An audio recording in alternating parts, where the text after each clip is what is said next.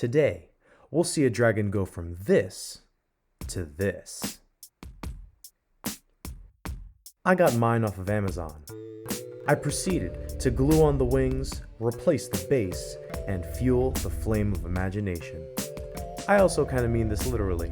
I drilled into the dragon's mouth, glued in a piece of wire, and attached cotton to make the flame look realistic and swirling. The next step was to prime and base coat. Hopefully, the weather will be kinder to you than it was to me.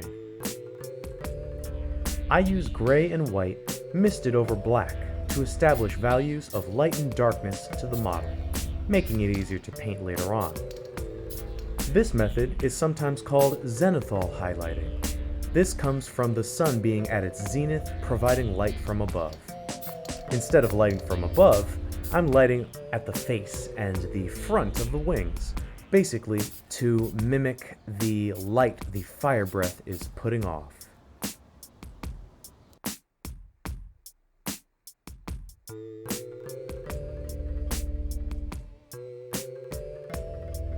I also get a head start on coloring by employing some Tamiya acrylic spray paint.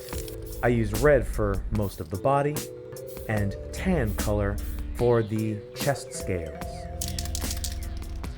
After the priming and painting is done with cans, I can marvel at my work and then hit it with a paintbrush. Here is our completed red dragon.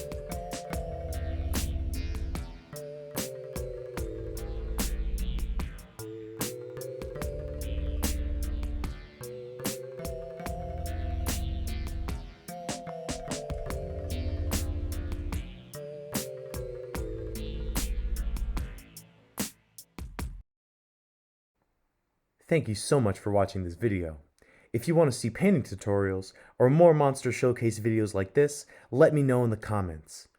If you love Dungeons & Dragons as much as I do, like, share, and subscribe to help me spread that love. When I hit 100 subscribers, I get to make my own thumbnails. Woohoo! Be safe and well, everybody.